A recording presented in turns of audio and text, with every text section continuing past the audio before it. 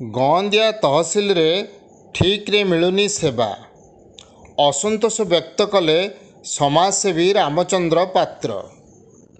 ଢେଙ୍କାନାଳ ଜିଲ୍ଲାର ଗଅଁଦିଆ ତହସିଲ କାର୍ଯ୍ୟାଳୟରେ ସଠିକ୍ ସମୟରେ ସାଧାରଣ ଜନତାଙ୍କୁ ସେବା ନ ମିଳିବାକୁ ନେଇ ଅସନ୍ତୋଷ ପ୍ରକାଶ କରିଛନ୍ତି ବରିଷ୍ଠ ସମାଜସେବୀ ରାମଚନ୍ଦ୍ର ପାତ୍ର। ମୃତ୍ୟୁ ପ୍ରମାଣପତ୍ରଠାରୁ ଆରମ୍ଭ କରି ଜମିଜମା ଚିହ୍ନଟ, ଜାଗାବାଡ଼ିଗୁଡ଼ିକର କିସମ ପରିବର୍ତ୍ତନ, ଦୁଇଖାନା ସଂଶୋଧନ, ମ୍ୟୁଟେସନ୍ ଆଦି କାର୍ଯ୍ୟଗୁଡ଼ିକ ସଠିକ୍ ସମୟରେ ନ ହେବା ଫଳରେ ସାଧାରଣ ଜନତାଙ୍କ ମଧ୍ୟରେ ତୀବ୍ର ଅସନ୍ତୋଷ ଦେଖିବାକୁ ମିଳୁଛି।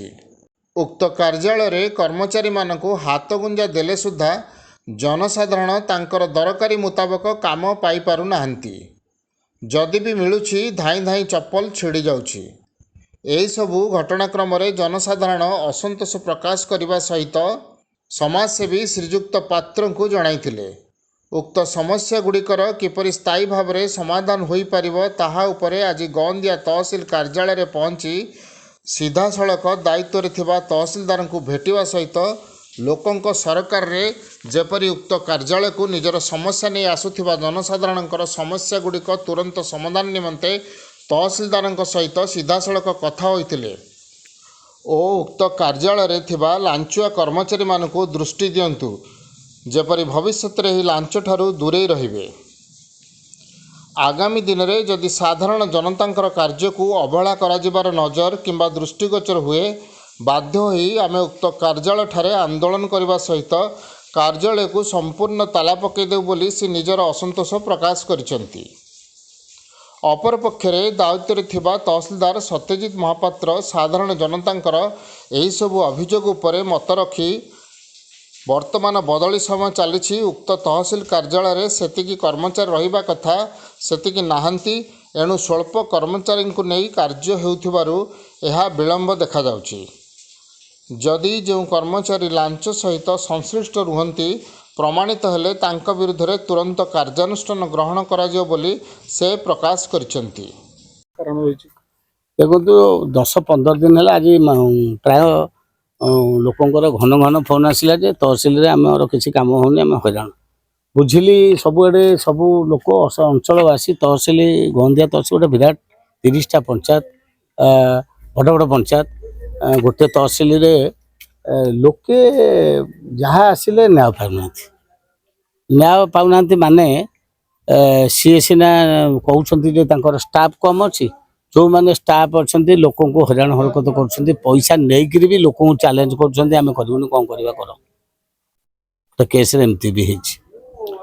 ଡିମାର୍କେସନ୍ ବିଲକୁଲ ହେଉନି। ଗୁଣ୍ଠିକିଆ ପଟ୍ଟା ପାଇଁ ଯେଉଁମାନେ ବାସହୀନ ନିହାତି ଭୂମିହୀନ ଲୋକ ଆପ୍ଲାଏ କରିଛନ୍ତି ତାଙ୍କୁ ଗୁଣ୍ଠିକିଆ ପଟ୍ଟା ତାଙ୍କର ବିଚାରକୁ ନିଆଯାଉନି ଏବଂ ଆର୍ଆଇ ମାନେ କୌଣସି କାମ କରିବା ପାଇଁ ରିଲକ୍ଟାଣ୍ଟ ଏବଂ ସରକାର ଯେଉଁ ଉଦ୍ଦେଶ୍ୟ ନେଇକି ସେମାନଙ୍କୁ ବଦଳି କରିଛନ୍ତି, ଦୀର୍ଘ ଦିନ ହେଲା ଆର୍ଆଇ ମାନେ ଗୋଟେ ଗୋଟେ ଏରିଆରେ ରହିକି ଚେର ଲମ୍ବିକିରି ଦୁର୍ନୀତି ହେଉଥିଲା ବୋଲି ଆଗରୁ ସେଇଟା ପୂର୍ବ ସରକାର ଅମଳରୁ ସେମାନେ ଅଛନ୍ତି, ତାଙ୍କୁ ବଦଳା ବଦଳି କରିଛି। ସେମାନେ ବି ଯାଇକରି ଯୋଗ ଦେଉନାହାନ୍ତି, ଅନ୍ୟଠି ଜାଣିକି ଡେରି କରୁଛନ୍ତି ଏବଂ ଲୋକ ଅନେକ ହଇରାଣ ହରକତ ହେଉଛନ୍ତି, ହନ୍ତସନ୍ତ ହେଉଛନ୍ତି। ସେଇଟାକୁ ଅନୁଧ୍ୟାନ କରିବା ପାଇଁ କ'ଣ ଲୋକଙ୍କର ସମସ୍ୟା ଆସିଥିଲୁ, ଅନେକ ଲୋକ ଆସିଥିଲେ, ତାଙ୍କ ଗ୍ରିଭାନ୍ସ କହିଛନ୍ତି ଏବଂ ତହସିଲଦାର ତାକୁ ସମାଧାନ କରିବା ପାଇଁ କହୁଛନ୍ତି। ତହସିଲଦାରଙ୍କର ଗତିବିଧିରୁ ମୁଁ ଯାହା ଜାଣିଲି ସିଏ ତାଙ୍କର ଆଡ଼ମିନିଷ୍ଟ୍ରେଟିଭ ଯେଉଁ ଦକ୍ଷତା ରହିବା କଥା ସବୁ ଜିନିଷ ସେ ମ୍ୟାନେଜ କରିବା କଥା କରୁନାହାନ୍ତି। ସାଧାରଣ ଜନତା ଗଅଁଦିଆ ତହସିଲରେ ବହୁତ ଅସୁବିଧାର ସମ୍ମୁଖୀନ ହେଉଛନ୍ତି। ସେଥିପାଇଁ ତାଙ୍କୁ 15 ଦିନରୁ ମାସେ ଭିତରେ ଏ ସମସ୍ୟା ସମାଧାନ କରିବା ପାଇଁ ପରାମର୍ଶ ଆମେ ଦେଇଛୁ, ଆଶା ରଖିଛୁ ଏବଂ ଅଞ୍ଚଳବାସୀ ସମସ୍ତେ 15 ଦିନ ମାସେ ଭିତରେ ନ୍ୟାୟ ପାଇବେ, ବ୍ୟବହାର ସୁନ୍ଦର ହେଉ ବୋଲି ତାଙ୍କୁ ଆମେ କହିଛୁ। ଆମ ସରକାର ଯେହେତୁ ଗୋଟେ ସାଧାରଣ ଲୋକଙ୍କ ସରକାର, ମୋ ସରକାର ବୋଲି ଲୋକ ଅନୁଭବ କରନ୍ତୁ। ଲୋକଙ୍କର ଆଶୁ ସମାଧାନ ଯେଉଁ ସମସ୍ୟା ଅଛି, ଏବେ ଆଗକୁ ଲାଇଟନିଂରେ ମଲେ ଯଦି ଲୋକ ନ୍ୟାୟ ନ ପାଇଲେ, ଯଦି ଲୋକଙ୍କର ଡିମାର୍କେସନ୍ ନହେଲା, ଲୋକଙ୍କର ଲିଗାଲ ହିୟର ସାର୍ଟିଫିକେଟ୍ ଠିକ୍ ସେ ଦିଆଗଲାନି ଠିକ୍ ଟାଇମ୍ରେ, ଏଇସବୁ ଜିନିଷ ବହୁତ ସମସ୍ୟା ରହିଛି। ତେଣୁକରି ତହସିଲଟା କେତେ ଗୁରୁତ୍ୱପୂର୍ଣ୍ଣ ଆପଣ ଜାଣିଛନ୍ତି। ଆଗରୁ ତ ସମୟ ଥିଲା ଚପଲ ଛିଣ୍ଡି ଯାଉଥିଲା, ଏବେ ଚପଲ ଛିଣ୍ଡିବା ସହିତ ଯଦି ପାକେଟ ପତଳା ହେଇଯିବ ତାହେଲେ ଆହୁରି ଖତରନାକ। ତେଣୁକରି ଏସବୁ ବନ୍ଦ ହଉ ବୋଲି ମୁଁ ଆଶା ରଖିଛି। ଆଶା କରୁଛି ଗନ୍ଦିଆ ତହସିଲରେ ପରିସ୍ଥିତି ସୁଧରିବ ଏବଂ ଜିଲ୍ଲା ପ୍ରଶାସନ ଏଥିପ୍ରତି ଧ୍ୟାନ ଦେବେ। ଯଦି କିଛି ନ ସୁଧରିଲା କଣ କରିବେ? ନ ସୁଧରିଲେ ପୁଣି ଆସିବୁ ସିଧା ଏ ତହସିଲଟା ଯଦି କାମ କରୁନି ତହସିଲ ଆବଶ୍ୟକତା କ'ଣ ଅଛି, ବନ୍ଦ କରିଦେବୁ। ଯଦି ଲୋକଙ୍କର କାମ ହେବନି ଏ ତହସିଲରେ ତାହେଲେ ଲୋକ ପଇସା ଦେଲେ ସବୁ କାମ ହେବ, ତାହେଲେ ବାଧ୍ୟ ହୋଇକି ତାଲା ପକାଇଦେବୁ। ଆଉ କ'ଣ କରିବୁ? ସାଧାରଣ ଲୋକ ତମେ ଆମେ ଯେଉଁଥିପାଇଁ ହେଇଛି ସେଟା ସେଥିପାଇଁ ହେବା ଦରକାର। ଯଦି ଦରମା ନ ପୋଷଉଛି ତମେ ସରକାରଙ୍କୁ କହୁନା, ଆଉ ତମକୁ ଦରମା ଦେବେ। घर है विधारपुर तहसिल गंदिया। आज्ञा मोर गोटे डिमार्सन मुझे दीर्घ 4 मास है सरकार जो गाइडलाइन फॉलो करके प्लट गोटा 800 टका नहीं काटी जहाँ जमी मोर भी डेट फिक्स होता एप्रिल 15 को होता। मुझे 15 तारीख दिन सडन डिमार्सन बंद कले। मुझे कहली कौन भी बंद होती ना अपोजिट पार्टी केस कर देखला बेलू केस फेस किसी ना। ये मत भी गोटे ड्रप ऑर्डर देले केस हो बाध्य हाइकोर्ट ऑर्डर भी आज्ञा हाइकोर्ट ऑर्डर आने बर्तमान मसे हो गला माने डिमार्सन करवानी आम जीपी पचार ये कहीकि मसे गड़ेला डिमार्सन करने दौन जोटा कि वर्षा दिन बिलर आंठिए पानी चाष होगा बसला। कौन पे एमपी से हैरान करछन? सर किसी कारण ना अपोजिट पार्टी पैसा खाई बहुत लोग एमपी हैरान आज्ञा सर कौन सी समाधान एठी होनी? नहीं आज्ञा सर। चंद्रमणि साहू कौन असुविधा है आपन? मोर गोटे जगह मु दखल करी से जगहटा अन्य जने 2 थाना अप्लाई करथिले सेटा जने आरआई ताकू रिजेक्ट करथिले से केस नंबर ऊपर पुणी ये एडिशनल तहसीलदार ताकू 2 खाना संशोधन करिसें जे से जो रेकर्ड मुते मागिली तांकू जो को हिसाब रे रेकर्डटा करागला सेतु जो मते जो कॉपी देले सेतु 2-3टा चिट्ठी रखिकी मते देइचिंती जोटा कि मते संपूर्ण कॉपीटा को देई ना एबे तांक पचारला परे से कहउछन एटा भूल रे रही गला ये कि गायत्री साहू का काम से माने हमको टोटाली हमको कॉपी मागिया पे 7 दिन 8 दिन समय हमको लूच से जो चिट्ठी दीटा हमको लुचेई से चिट्ठी दीटा जदि हमको देई थांदे मो जगाटार पट्टाटा हेई पारि न थांदा। बर्तमान पट्टा है कि से जगह बिक्री कर देनी ए तहसीलदार को अप्लाई कली नै गोटे एप्लिकेशन देली से कहले एटा हमें किछि करि परिबनी तार आधा घंटा पर रजिस्टर हला से जगह दास कांकोलुंडा कौन आपन को असुविधा है?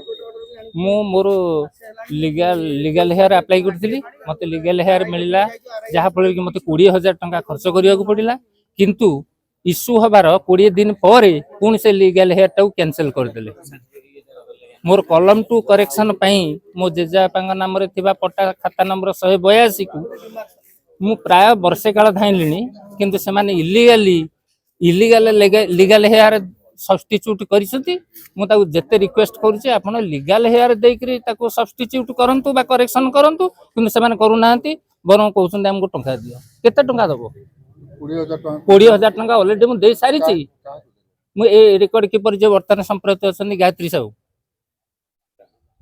किंतु दबार 20 दिन पर इश्यू हबार 20 दिन पर सेटा कैंसिल कर दोछंती कोथन जा सब कलेक्टर ऑफिस रे अपील करबो केते थर मु सब कलेक्टर ऑफिस के जाई जाकी अपील करबी तेणु नया तो गली कौन भाबुछ देखो दुर्नीति रे मता घर पालिति तो गंदिया तहसील मु भाबुछि बोधे एटा होउछि ओडिसा श्रेष्ठ दुर्नीति स्थल। नहीं काम तो सब समस्त काम होउछि काम न होउछि बोली सेटा कहबा ठीक हबो नहीं। निश्चय किछि काम बाकी रही जाउछि जेहेतु हमर जति माने मानव संबल रहिबा कथा सेति नाहंती आमे ऑलमोस्ट तहसील रो 16-17टा हैंड नाही जेटा भी आमे तो 16-17 जनकर वर्कलोड मैनेज करवाटा टिके डिफिकल्ट होउछि से दृष्टि किछि रहि जाइथिबो तो काम होउनी बोली सेटा कहबाटा ठीक नै सब काम होउछि सब जो हमर म्यूटेशन हो हमर कन्वर्सन हो सर्टिफिकेट माने ठीक टाइम पे दबा जो सब ठीक टाइम पे चलछि। सर किछि लोक कंप्लेन करथले जे समान लीगल हेयर हो के डिमार्केशन विभिन्न क्षेत्र रे एक तहसील रे जे माने कार्यरत कर्मचारी किछि समान गोटो टंका मध्ये नउचंती किंतु सेटा तो मो नजर को आसी नाही आसी देख सर आपण कहथले जे गोटो प्रेशर होछि वर्कलोड होछि एवं आपण को जे अछंती एडिशनल दस समान तांको मध्ये ସେ ମଧ୍ୟ ରହୁନାହାନ୍ତି ପ୍ରାୟ ସମୟ ସେମାନେ ଅନ୍ୟ କାମରେ ନିୟୋଜିତ କରାଯାଉଛନ୍ତି ସମସ୍ୟା ହେଉଛି କ'ଣ କରିବେ? ଆକ୍ଚୁଆଲି ଆମର ଏଠି ଅଛି ପ୍ରାବଧାନ ଯେ 10ଟା ସର୍କଲ ହେଲେ 2ଟା ଆଡ଼ିସନାଲ୍ ତହସିଲଦାର ପୋଷ୍ଟିଂ ରହିବା କଥା ସରକାରୀ ନିୟମ ହିସାବରେ। ଆମର ଏଠି ଜଣେ ଅଛନ୍ତି, ଯେଉଁ ଜଣେ ବି ଅଛନ୍ତି ତାଙ୍କୁ ଢେଙ୍କାନାଳରେ ଯେକୌଣସି ପରୀକ୍ଷା ହେଉ କି ଯେକୌଣସି ଡ୍ୟୁଟି ହେଉ ତାକୁ ସେଇ ହିସାବରେ ପକାଇ ଦେଉଛନ୍ତି, ଯେଉଁଥିପାଇଁ କି ସିଏ ଏଠି ସମୟ ଦେଇପାରୁନାହାନ୍ତି। ଏବେ ବି ରଥଯାତ୍ରାର ମାନେ ତାଙ୍କ ଡ୍ୟୁଟି ଏଇଖିଣି ମାସେ, ତ ସେ ମାସେ ସିଏ ନାହାନ୍ତି। ତାପରେ ବି ମାନେ ଏଠି ତହସିଲରେ ରେଜିଷ୍ଟ୍ରେସନ୍ ଅଫିସ୍ ବି ଚାଲିଛି, ଯେଉଁ ଆମର ରେଜିଷ୍ଟ୍ରେସନ୍ ଏଠି 2 ଦିନ ଧରି ଚାଲୁଛି। 2 ଦିନ ଆକ୍ଚୁଆଲି ଡେଟ୍ ହେଉଛି କିନ୍ତୁ ସେ କାମଟା ଆକ୍ଚୁଆଲି 4 ଦିନ, ସେଠି ମୁଁ ମାନେ ସମୟ ଦେବା ପାଇଁ ପଡ଼ୁଛି। ତେଣୁ ଏସବୁ ଫ୍ୟାକ୍ଟର ଅଛି, ମାନେ ବହୁତ ସାରା ଡ୍ୟୁଟି। ତାପରେ ସରକାରଙ୍କର ଏବେ ଚାଲିଛି ଆପଣଙ୍କର ଜନଗଣନା ଚାଲିଛି, ଆପଣଙ୍କର SIR କାର୍ଯ୍ୟ ବି ଚାଲିଛି ଯେଉଁଟାକି ସମୟ ନିର୍ଦ୍ଧାରିତ। ଏଇସବୁ ବିଭିନ୍ନ କାମ କଲମ ଟୁ କରେକ୍ସନ୍ ଚାଲିଛି, ତ ଏଇସବୁ ସବୁଗୁଡ଼ା ଇଏ ହେଇଗଲା ବେଳକୁ ଏକା ସମୟରେ ସେଇଟା ପ୍ରୋବ୍ଲେମ୍ ହେଉଛି। ଢେଙ୍କାନାଳରୁ ସୌମ୍ୟରଞ୍ଜନ ମହାନ୍ତିଙ୍କ ରିପୋର୍ଟ, ନାଗରାଜ ନ୍ୟୁଜ୍।